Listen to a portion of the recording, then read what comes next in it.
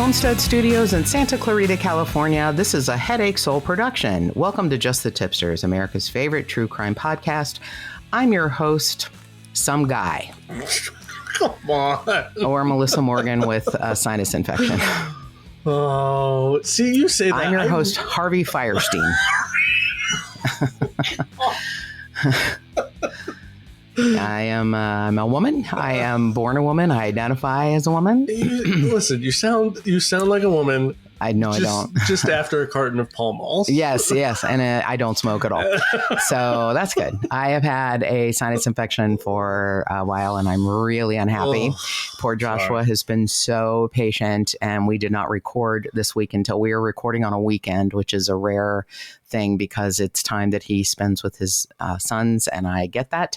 So I try not to encroach on that, but I couldn't do it. I kept pushing it up a day, and I couldn't even talk yesterday.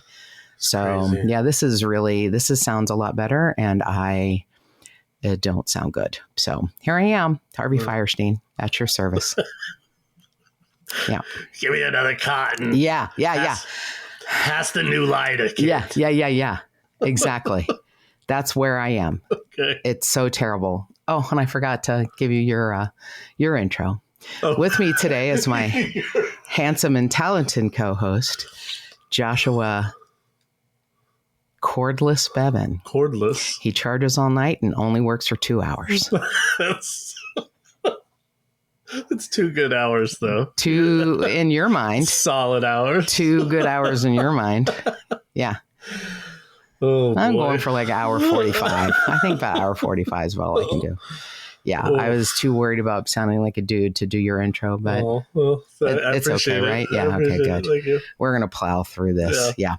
So I know I've mentioned it before, but I'm going to mention it again. Our wonderful sponsor is Magic Mind. I am truly delighted because not only is there Magic Mind, which starts my day, and I'm quite sure has made this wonderful round of bullshit that I'm going through much less than it would have been. I also couldn't be happier with the Magic Mind Sleep Elixir. That will knock you out. And the best way possible. It gives you a more steady sleep, the same way the Magic Mind gives you a steady being awake and energy, keeps your energy through the day. So I am so happy with my bookends of Magic Mind and Magic Mind Sleep Elixir. And I have given a few to friends, and they have reported back that they're just as happy. I wrote a review, not, I'm doing this because I'm a customer, I'm a client, not because, I pay for things and I get some in exchange for talking about it, but it is not like, I'm doing this only because they're paying me. I'm doing this because I am a client. So I wrote a review, and a sweet person said, "Hey, we really appreciate your review. Do you have any friends you want to send like a 3-bottle sample to?" And I'm like, yes, I do. So, cool. Yeah. So I'm going to be sending some samples to some of you. And if you decide you want to go ahead and do this, because I can't recommend it enough, I'm going to ask you to go to magicmind.com and in the promo area, put Tip-Sters 20 and you get 20% off and free shipping. And I can't say enough about it. If I weren't drinking my Magic Mind and taking my sleep elixir, which I'll be honest, I'm in love with it. I would be an even more crabby ass bitch than I am right now. Wouldn't I? Hard to imagine. I know. Can you? Can you picture it? Poor Joshua gets the wrath of me. I'm like, sit down, shut up. We're doing this and get the fuck out. But no, it's made me a much nicer person. I promise. No, amazing. It's good stuff. I can't say enough about it. And I wrote a review because I meant it, not because anyone asked me to. I just did. And then, the gift is I get to send some of you, some samples. So that is the part that makes me happy. Excellent. So this episode is, once again, something I would never want to do, but I feel like it's important. And we know the outcome, sort of, mostly. We know the adjudicated outcome. But there are lots of people who think that that isn't the actual outcome. And it's the saddest, most heartbreaking story. And yet there's so much beauty in it. it's almost heartbreaking in its beauty, but it's Haing Ngor, Dr. Haing Ngor, HAINGNGOR from Cambodia, who was a doctor and, born in 1940 in Cambodia. And he was raised in a upscale household with parents who supported him. And he went to school to become an OBGYN. And he was a doctor and had a beautiful girlfriend. And then the Pol Pot and the Khmer Rouge took over the government in 1975. And his whole world went so far south, and so many Cambodians, I mean, 1/3 of the population was wiped out. 1/3, mostly from starvation, but from being put in camps and being, just assassinated. The movie The Killing Fields. Yeah, the Oscar-winning movie The Killing Fields was based on a part of his story, but it was, what happened during the regime of the Khmer Rouge in Cambodia. So here, we need to go back before we go forward. So Haing Ngor is a doctor in Cambodia, and this is one of those things. This is the mid to late 70s. This reign of terror went from 75 to 79. And I'm thinking 1975 to 1979. This is not 1937. Right. This very recent. It's insane to me that, and I know here we are, 2024. I'm sure it's still going on. Well, okay. Maybe not so widespread, or we don't hear about it as much. But we don't hear a lot about Cambodia, but there's other places in the world that we're hearing about right now. Right. A lot of stuff's going on. Right. So this was shocking to me that I was like, how could this actually have happened? And it wasn't just like, oh, this is, bad news footage. This was 1/3 of the nation assassinated, starved, or worked to death. And what really, I don't understand why other countries hate the Western world so much. I know. We're not going to answer that. I know it's rhetorical. But the entire operation was to wipe out any sort of influence or affiliation with the Western world. Yeah. Any intellectuals were murdered. Any doctors were murdered. Wow. Haing Ngor grew his hair long and grew a beard and said he was a taxi driver. Wow. To keep from being murdered because he was a doctor. He and his girlfriend lived together. He later marries her. You're going to hear the story of that. And that's the worst, I think, thing I've ever heard. He is 3 times. His house is raided one time because he grew a vegetable garden. Oh, geez. He was hung upside down for 5 days and his legs were burned. Oh, my gosh. He still has scars. Wow. Right. At one point, they bent and crushed and cut his hand to where the top knuckle of his little finger is missing. God. His entire family his parents, everyone dies in the, they take everyone from the cities and bring them out to the agricultural world and make them dig with their hands. Oh, boy. They are given 1 cup of rice a day, and it is the size of a teacup. Yes. And they have to dig in the dirt with their hands, plowing fields with their hands, labor camps. He marries his wife, and they are both in a camp together. By now, his family is all gone. They've all been killed. And his wife is pregnant with their son. He is an OBGYN. He is an OBGYN. Okay. And she dies in childbirth because she needed a cesarean, and he was not allowed to say he was a doctor. So he loses his wife and son in one fell swoop. Jesus. He survives eating beetles and scorpions because he knew what to eat. Wow.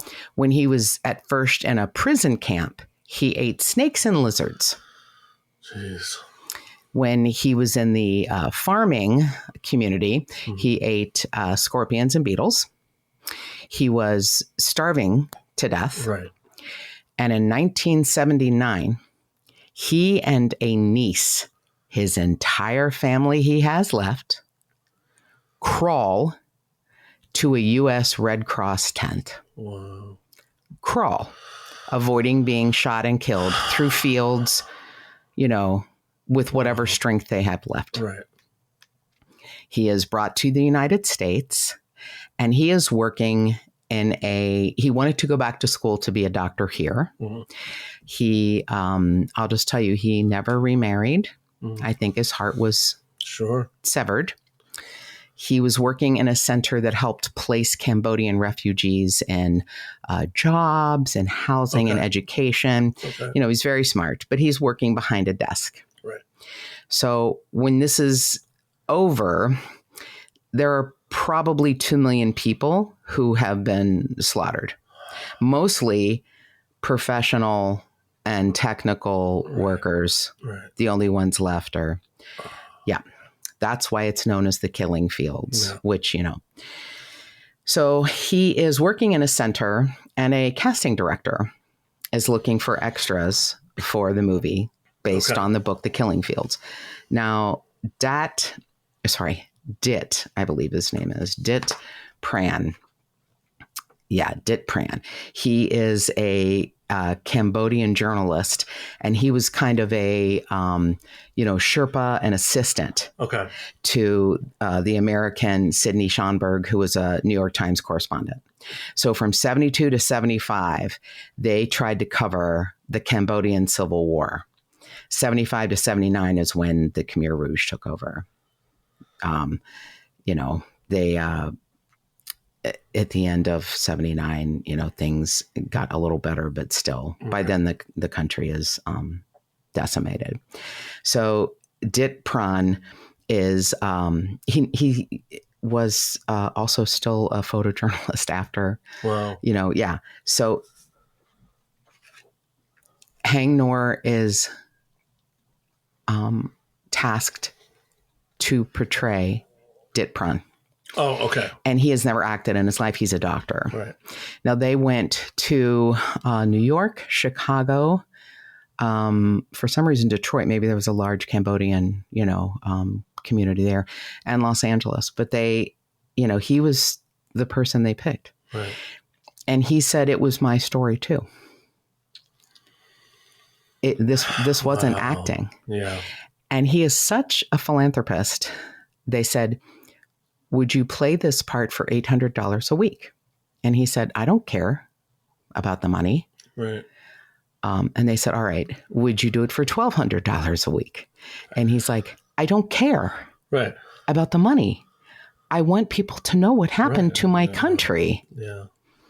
So, he turns out to be something even more remarkable than I can explain, because he, there's a foundation named after him, and he spent, most of his money helping other people from Cambodia assimilate. Yeah.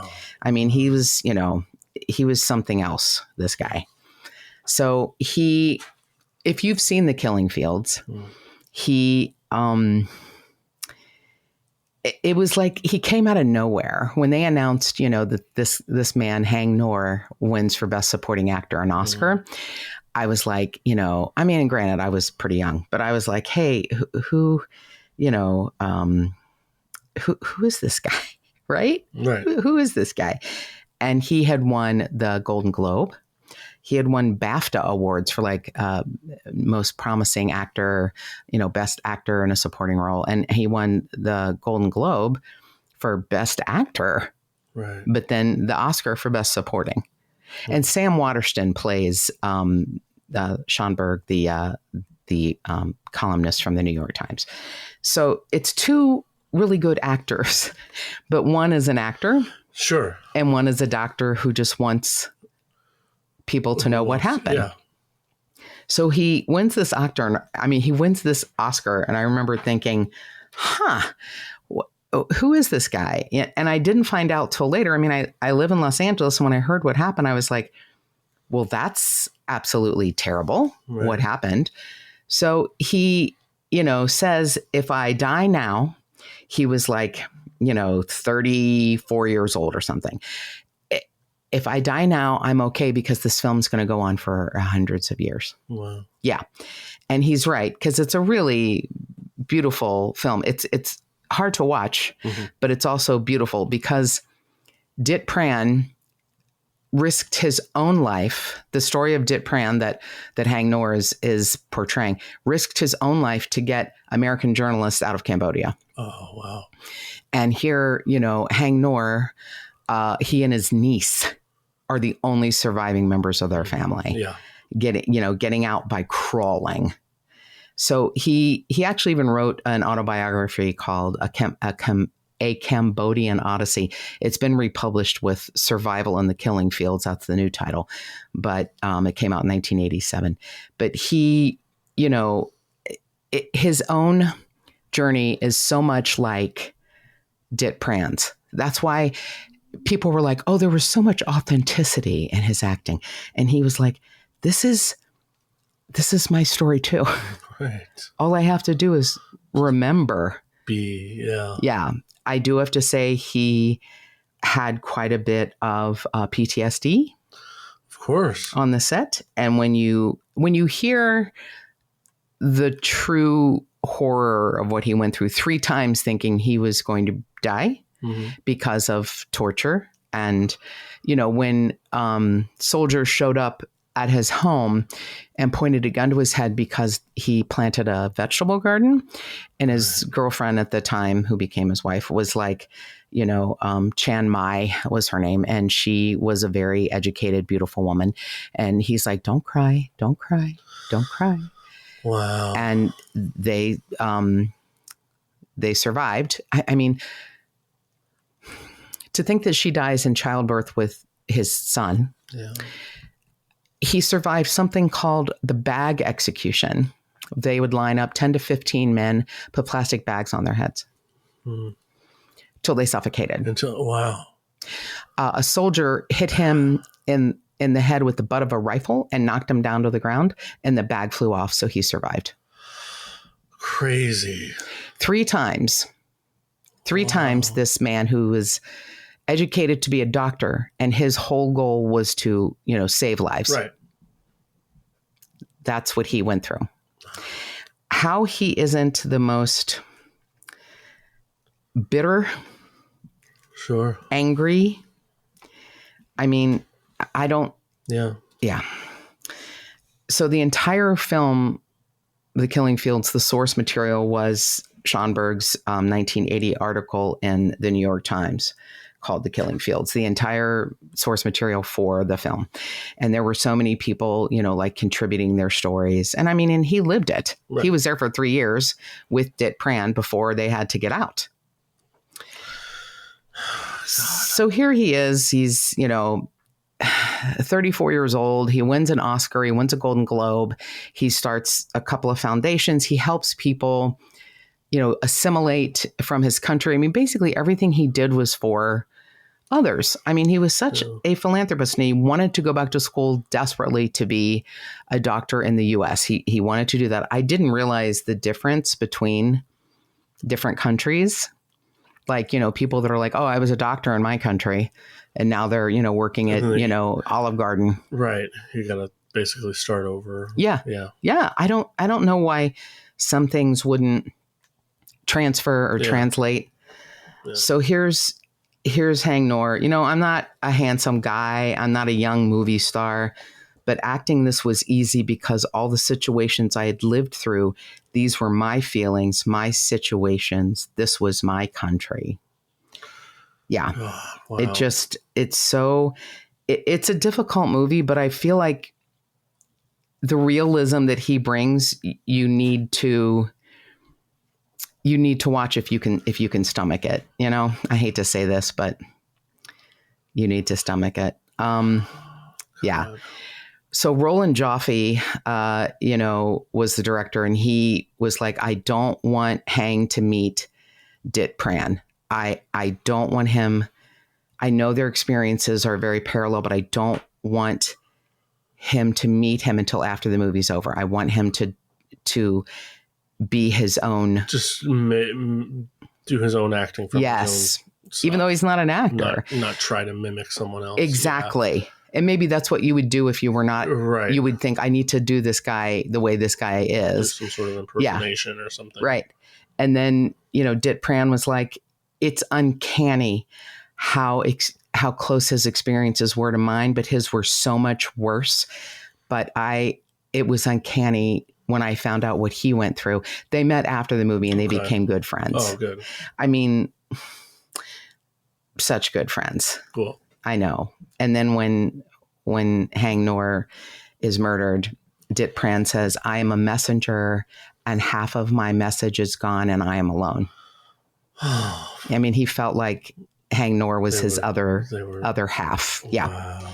So while they're, in, Phnom Penh, Haing Ngor says, I couldn't call my fiance, and I wasn't allowed to say sweetheart anymore. I had to say comrade. Because they weren't married at the time. Yeah. So and he said, if you didn't do that, and then he mimicked slicing his throat, and he sat there for a few minutes, like shuddering. Wow. Yeah. The scene where he is tortured for having a vegetable garden, there's something very kind of similar to that in the movie. Oh. And they didn't know that happened to him. Wow. But that was a story of someone else. Yeah. Isn't that great? Wow. So someone, a whistleblower tells the new government that Haing Ngor was a doctor. And they were like, I recognize him. And, the Khmer Rouge catches up with him and they're like, you're a doctor. And he's like, I have a mustache. I have long hair. Do you think do I look like I'm capable of being a doctor? I like how that's... Obviously, I'm not a doctor. I have a mustache and a beard and long hair. I mean, if you think about it, Asian doctors are pretty clean cut. I've never seen an Asian doctor with anything other than short hair and clean shaven. No, yeah, actually, now that you say that, yeah, that's true. I mean, that's pretty interesting.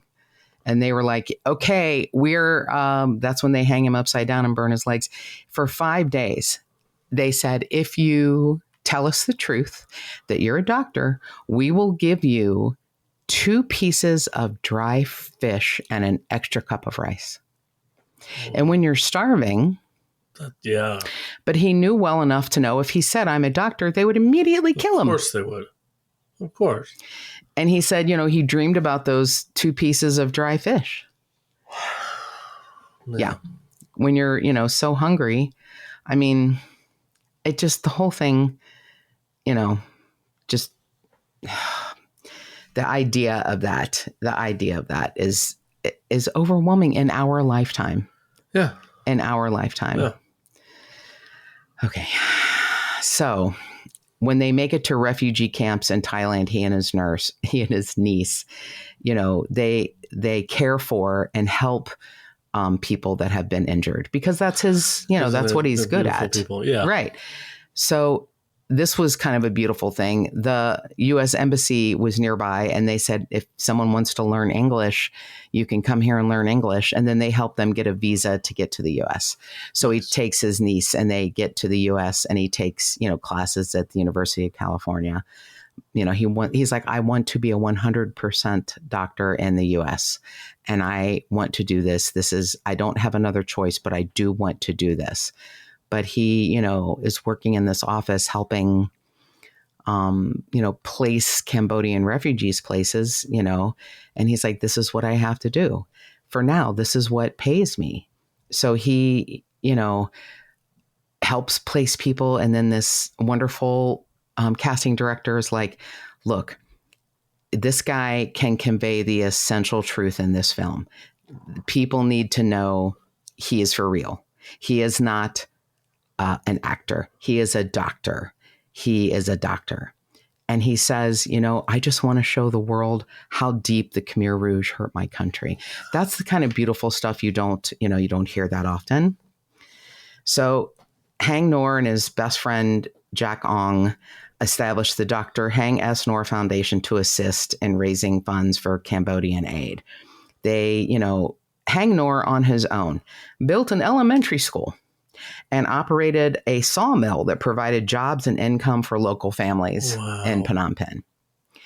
So February 25th, Haing Ngor, who lives in an apartment in Chinatown, February 25th, 1996. He's 55 years old. He's 1 month from being 56 years old. And he is in his parking structure outside his apartment in Chinatown. This is a man who did not take his money and buy a house in Beverly Hills. He lived in an apartment in Chinatown and donated most of his money to Cambodian refugees. Wow. And he is shot and murdered by 3 alleged gang members of the Oriental Lazy Boys. Oriental Lazy Boys? Street gang. They were known for snatching purses and jewelry. They kill a fucking gem of a human. Yeah. A incredible humanitarian. Yeah. And the theory is, they killed him for his gold Rolex. Okay. So he has a locket around his neck, under his shirts, with his wife's picture. Okay. His dead wife's picture. Right. Chan Moy. And the theory is, he refused to give them that locket, so they killed him for it. Now, if this was a robbery, a bungled robbery, okay. He had $2,900 in his pocket and $800 in another pocket. So he's carrying a bunch of cash? $3,700. Yeah, that's a bunch. That's a good amount of cash. Yeah, so you take the Rolex. I mean, you could go pawn that off for some cash. Maybe. And the locket has never been found. Small gold locket that he wore every day. Small gold locket under his clothes that you don't know it's there unless you know it's there. Because it's worn close to his heart. Okay. Right. But you don't grab his wallet? You don't search his pockets? Right. Cash is easy to disappear. Right. I don't know how smart the Oriental Lazy Boys are, but it feels like, so let me tell you what other people think. That it was an assassination. Right. That Pol Pot wanted him murdered. And they get some street thugs from LA. Sure. Who can't make it look like a robbery because they're stupid. Right. Or too lazy. Too lazy. Too lazy to reach into the pockets. Lazy Boys, BOYZ. Oriental Lazy Boys.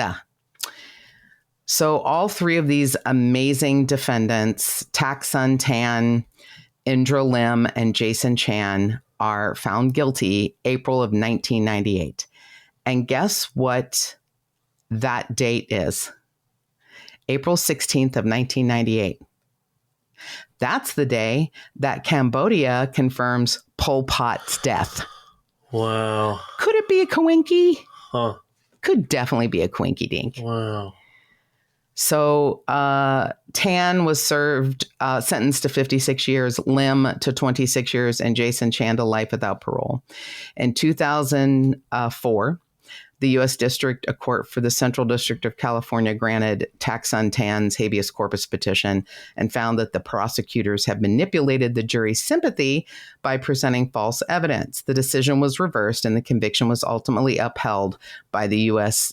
State Court of Appeals in July of 2005. So in 2004, his conviction's overturned, but the Court of Appeals is like, nope. No. Yeah.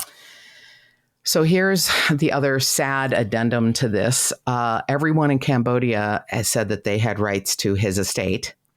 One woman said, he married me when he came to the U.S. No, he didn't.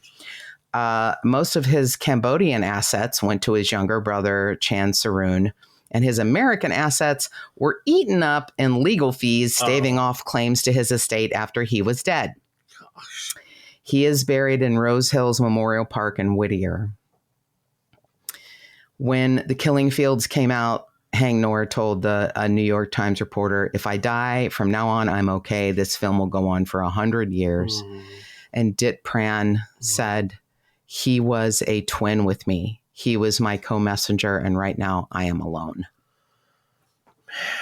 So, someone who wins the Academy Award for Best Supporting Actor having never acted, right. the BAFTA for Best Actor in a Leading Role, the BAFTA for Most Promising Newcomer in a Leading Role, Boston Society of Film Critics Award for Best Actor, and the Golden Globe for Best Supporting Actor in a Motion Picture.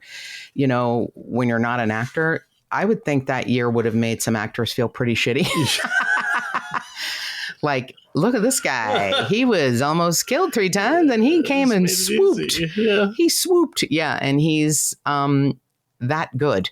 And when you see him interviewed, he's such a humble, quiet man, I mean, to me, it's heartbreaking in a lot of ways, but it's also such a beautiful story that out of all of that pain and misery, he has built something so beautiful, and his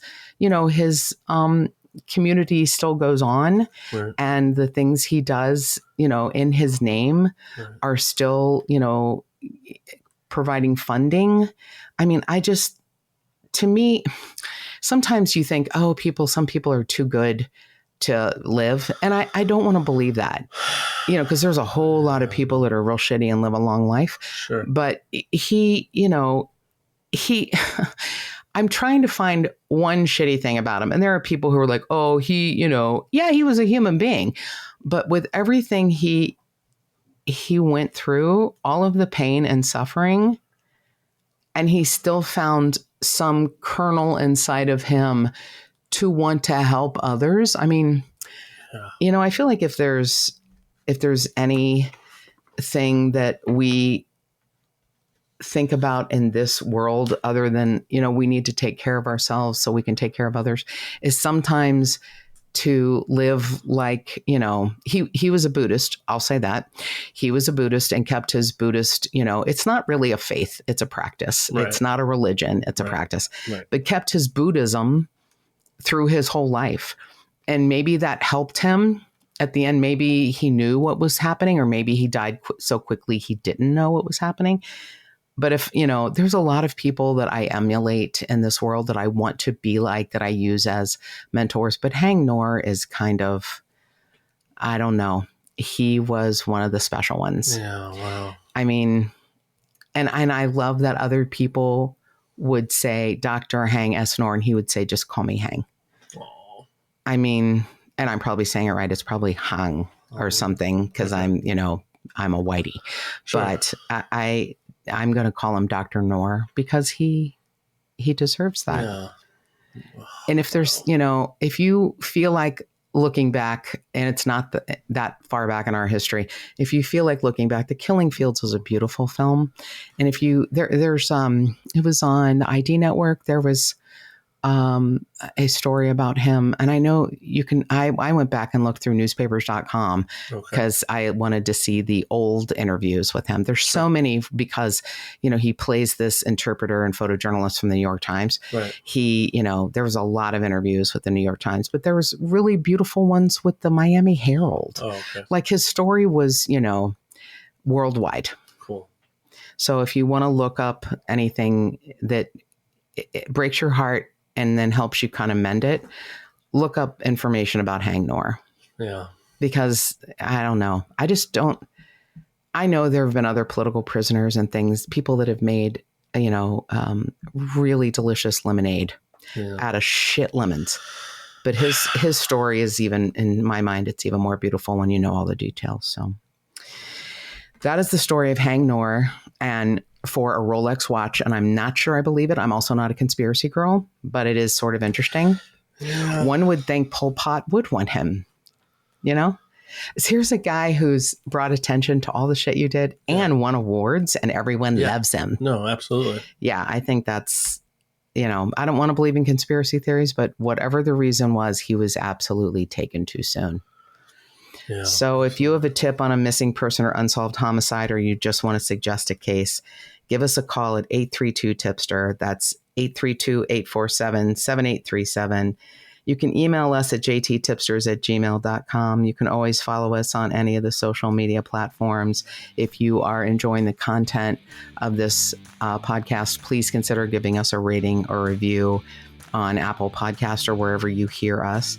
You can find us on the Just the Tipsters Facebook page, JT Tipsters on Instagram, JT Tipsters Pod on Twitter, and more cowbell.